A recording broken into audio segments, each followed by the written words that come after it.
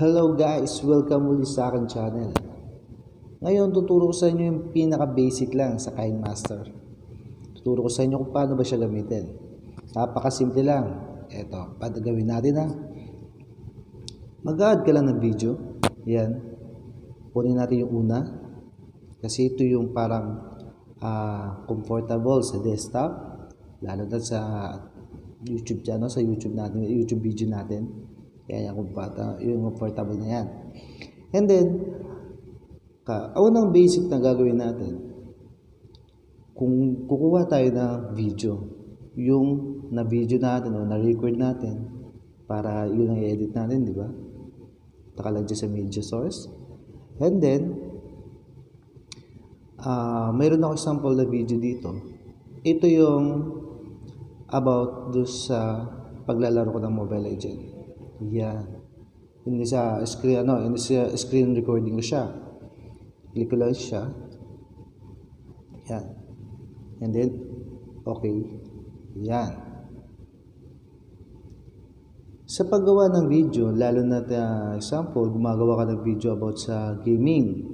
And then, depende sa'yo, lagi mong iisipin, depende ba sa'yo kung paano, ano ba yung ini-impress mo dun sa video mo. Ano ba yung gusto, basta't lagi mong, yung gusto mong iparamdam sa kanila, ipakita. Kanya-kanya kasi yan eh. Mayroon na words lang, kung may background music. Sa akin sa gameplay ko, gusto ko is background music lang. Kasi basta pinopromote ko din yung mga NCS music na ina-upload ko. And then, yung gusto ko, makikita nila is yung parang magandang tingnan o professional sa paglalaro. Parang ganon. Yan. Tapos, ang lagi nyo isipin guys, di ba pag masyadong mahabang pinapanood natin ng video sa YouTube o sa Facebook page, di ba? Parang nakaka-boring, di ba? Kaya kung maaari, para bas magkaroon ka ng engagement o bas maano yung tao sa'yo, manabik na, kailangan ibigay mo lang yung tamang length ng video.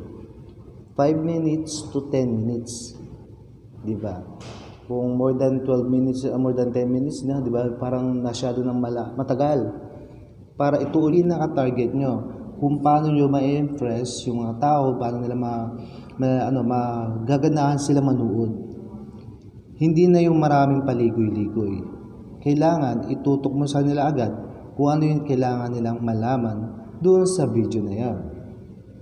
Para yung engagement tataas. Tatanggalan ko siya ng sounds kasi maglalagay ako ng music. Idadaw nyo lang yan kung gusto nyo tanggalan ng sounds. Ng audio. Yan.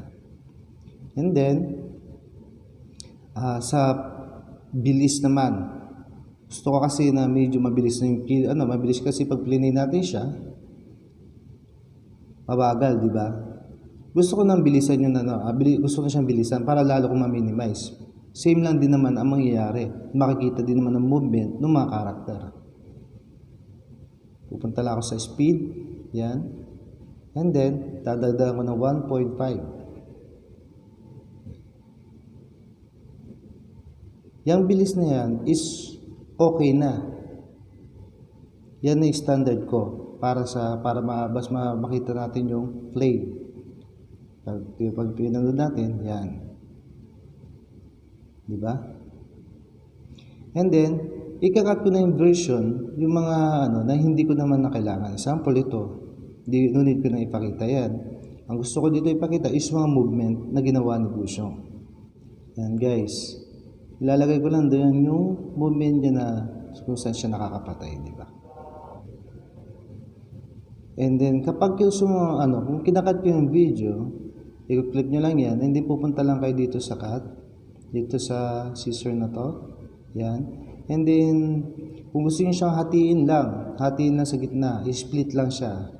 Ito lang. Ito yung pangatlo. Kung ikakat nyo na siya, ititrim nyo siya, tatanggalin nyo yung gusto nyo burahin, trim pwede sa left or trim pwede sa right. Yan. Yan. Kasi dito tinatagal natin yung mga pangit na scene. Yan. Kukunin lang natin yung magandang scene niya. Hindi naman na dapat kailangan mapanood pa. And then kung maglalagay ka ng ng music, yung audio natin, ayan. Dito kailangan mayroon ka naka-prepare na music or mayroon naman siyang required na music. Pwede mo rin i-record. Yan ang mga record mo. Yan. Sa akin, ito, meron ako mga music na dinaload sa mga ICS music natin sa YouTube.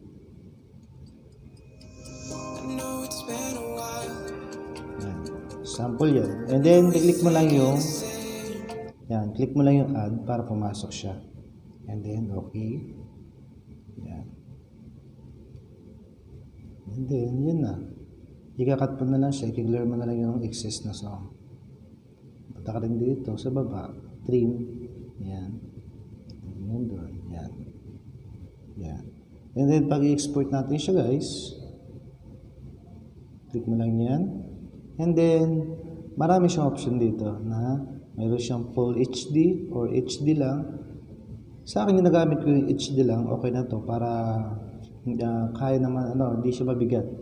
And then, kaya naman siya ng mga ibang gadget. And then, meron dito yung kumababa, pinakamababa na na frame rate. Ang kinukuha ko yung pinakamataas na is yung 30. Yan. And then, export mo lang. Yan, wait mo na lang kung paano kasi kung masyadong mahaba ang inedit mong video, more than 10 minutes, 15 minutes, 20 minutes, napakatagal pa bago siya export yan. Yun, okay na guys. And then try natin play ang ating. I know it's been a while. I know you're thinking the same.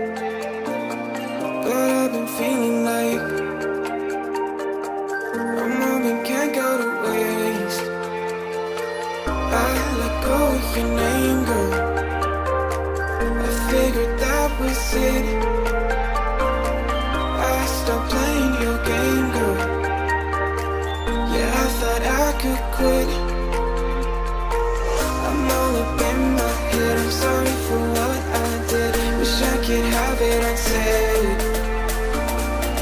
Make it right instead of treating me like I'm dead. Is it too late to trust it?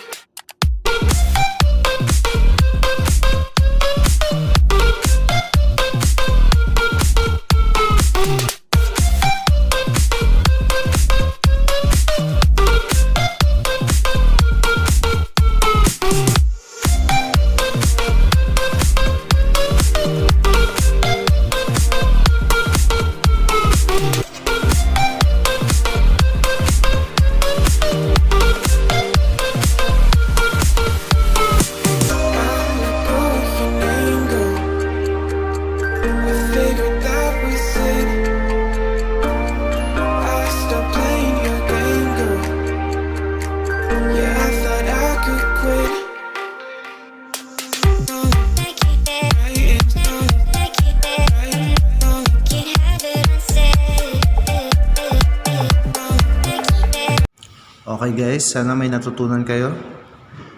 Yan, ganun lang, napakasimple lang gumawa ng video sa Kinemaster. Basic lang yan, pinakita ko sa inyo.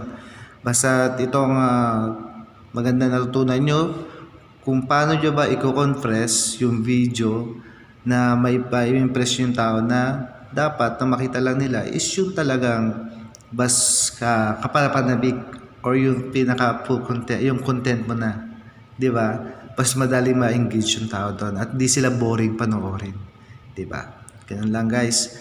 Kaya kung nagustuhan mo ang aking content at na gusto pang matuto or mas gusto pa, pwede ka mag-comment kung anong mga gusto mong tanong, and then subscribe mo na rin para sa mga susunod ko na video, maging aware ka. Diba? Thank you so much. Bye-bye.